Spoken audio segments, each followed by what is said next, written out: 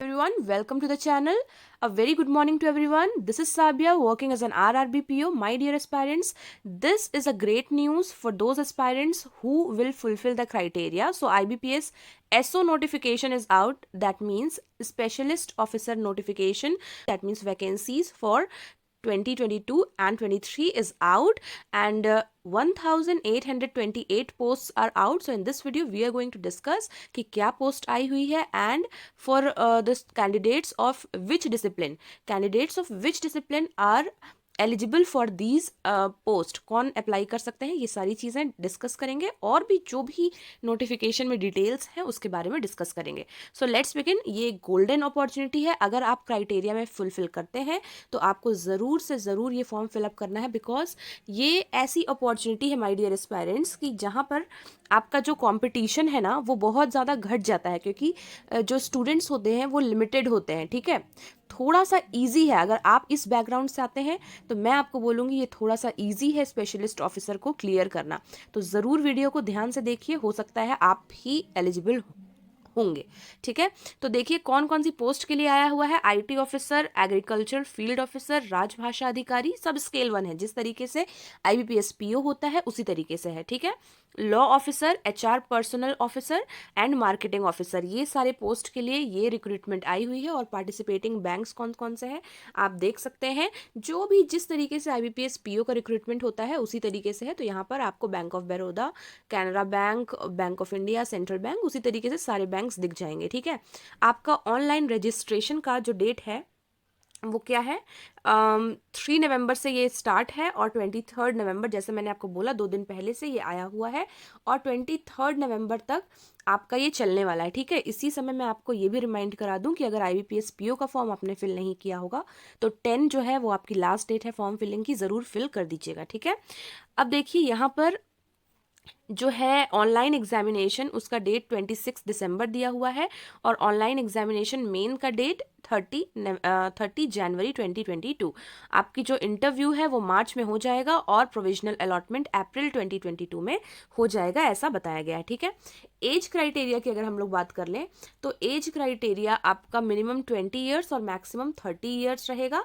Must have been born not earlier than, इससे पहले का नहीं होना चाहिए और 1/11/2001 से बाद का नहीं होना चाहिए. ठीक है, जहां पर बोर्ड डेट्स को इंक्लूसिव किया जा रहा है, इससे पहले का नहीं होना चाहिए और इससे बाद का नहीं होना चाहिए.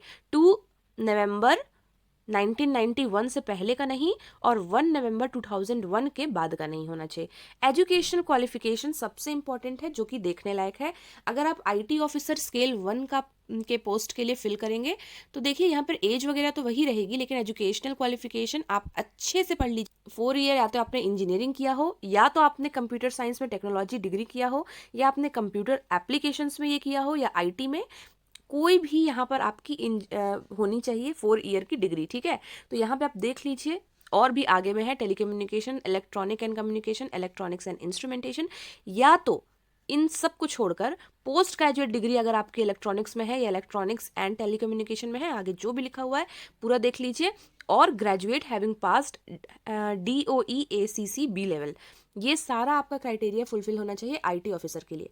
उसी तरीके से एग्रीकल्चर फील्ड ऑफिसर के लिए 4 year degree in agriculture, horticulture, animal husbandry, veterinary science, dairy science, fishery science, ये सारी चीज़ें आपकी होनी चाहिए. आप अच्छे से एक बार इसे पढ़ लें कि क्या आप इस क्राइटेरिया को फुलफिल करते हैं या नहीं. ठीक है, उसके बाद राजभाषा अधिकारी के लिए post graduate degree in Hindi, लेकिन with English as a subject at the degree और ग्रेजुएशन लेवल. कहीं भी आपने इंग्लिश एज अ सब्जेक्ट पढ़ा हुआ होना चाहिए. ठीक है, that means post graduate degree आपकी हिंदी में रहेगी, लेकिन ग्रेजुएशन लेवल पे आपने इंग्लिश एज अ सब्जेक्ट पढ़ा हुआ होना चाहिए. ठीक है, उसके बाद या एक ऑप्शन आपके पास ये भी है कि आपकी संस्कृत में पोस्ट ग्रेजुएशन डिग्री होनी चाहिए with English and Hindi as subjects in degree और ग्रेजुएशन लेवल. ठीक है, लॉ ऑफिसर के लिए एक bachelor degree in law, that means LLB, and enrolled as an advocate with bar council. अगर आप हैं तो आप यहाँ पर भर सकते हैं. HR पर्सनल ऑफिसर के लिए ग्रेजुएट चाहिए and 2 years full time post graduate degree और 2 years full time post graduate diploma in personal management and industrial relations. That mean एक ग्रेजुएट लेकिन एक पोस्ट ग्रेजुएट जिसने की ये सारी चीज़ें कर रखी होंगी, इन सब में से कोई एक, ठीक है।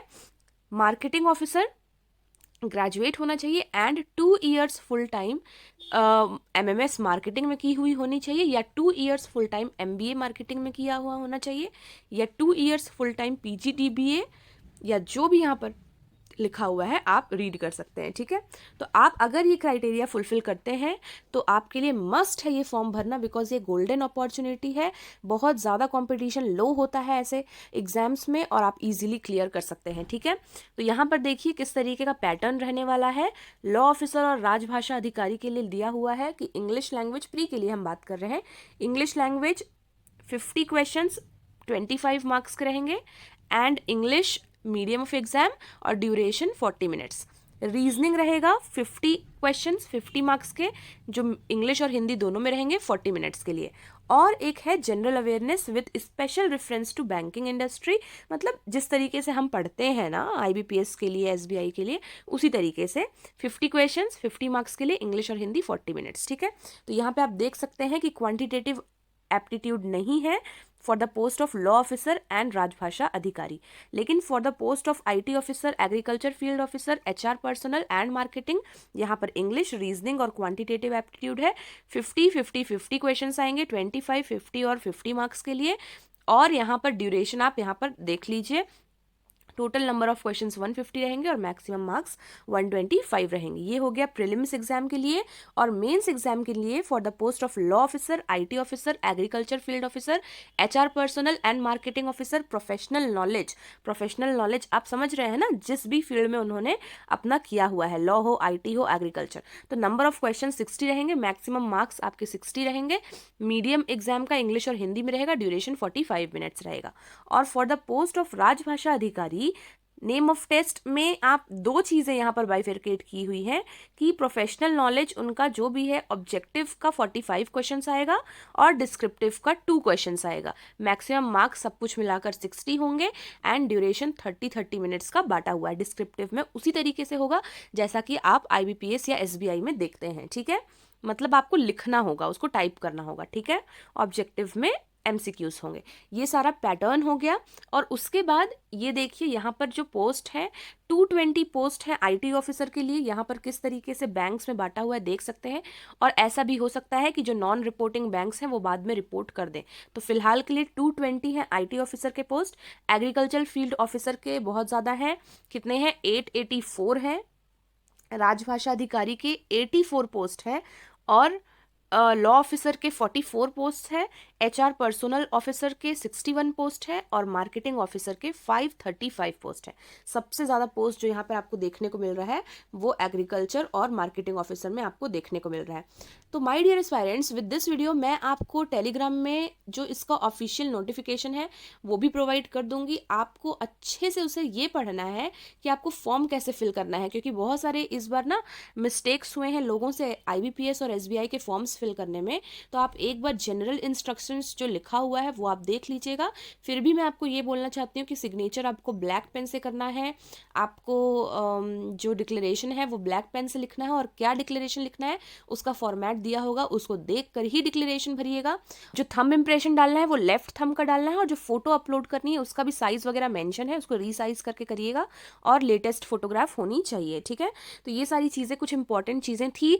सबसे इंपॉर्टेंट चीज़ के बारे में बात करते हैं अब कि स्ट्रैटेजी क्या होनी चाहिए। तो स्ट्रैटेजी आपकी होनी चाहिए ऐसी, जो मैंने आपको SBI PO का एक मास्टर वीडियो दिया था। तो प्रीलिम्स के लिए आपकी स्ट्रैटेजी वहीं पे होनी चाहिए जहाँ पर आपको रीजनिंग पढ़ना है, आपको जहाँ पर क्वांट पढ़ना होगा तो आप उसके लिए वो फॉलो करिएगा। इंग्लिश के लिए भी उसमें दिया हुआ है और जनरल अवेयरनेस के लिए भी उसमें दिया हुआ है। तो ये सारी चीज़ें आप वहाँ से देखकर टोटली फॉलो कर सकते हैं। SBI PO की मास्टर वीडियो जो मैंने दी थी उसका लिंक यहाँ पर डिस्क्रिप्शन में दूंगी। एंड सबसे इंपॉर्टेंट अब बात करते हैं मॉक्स के बारे में।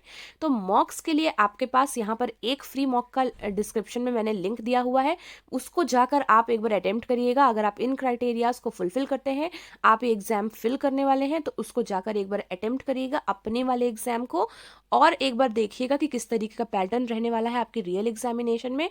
बिकॉज जिस मॉक का मैंने लिंक दिया है वो आपके लिए बेस्ट है। ऑलिव बोर्ड, ये स्पेशलिस्ट ऑफिसर के लिए ऑलिव बोर्ड का मॉक बेस्ट रहेगा। Even one of my colleague when I was working in union bank of India, तो मेरी ज्वाइनिंग के बाद एक ने ज्वाइन किया था as specialist officer in marketing, तो उनका भी मैंने व्यू लिया हुआ है, तो उन्होंने भी ऑलिव बोर्ड ही फॉलो किया था। तो अगर आप जा रहे हैं इस एग्जामिनेशन को देने के लिए, तो प्लीज़ ये मॉक टेस्ट जो फ्री दिया हुआ है उसको एक बार देख लीजिए, आपको पैटर्न समझ में आ जाएगा। एंड आपको अगर अच्छा लगेगा तो आप जाकर फिर इसे मॉक टेस्ट को परचेज कर सकते हैं। पहले जो फ्री मॉक टेस्ट है, लिंक को डिस्क्रिप्शन में उसका लिंक दिया हुआ है, उसको ज़रूर अटेम्प्ट कर लीजिएगा। So that was all my dear aspirants. आपको कोई भी डाउट हो इसके रिगार्डिंग, इस नोटिफिकेशन के रिगार्डिंग, तो आप कमेंट में पूछ सकते हैं, मैं ज़रूर आपका रिप्लाई करूंगी। That was all for today. This is Sabiya signing off. See you on our next session. Till then stay happy, stay blessed, keep learning and thank you so much for watching.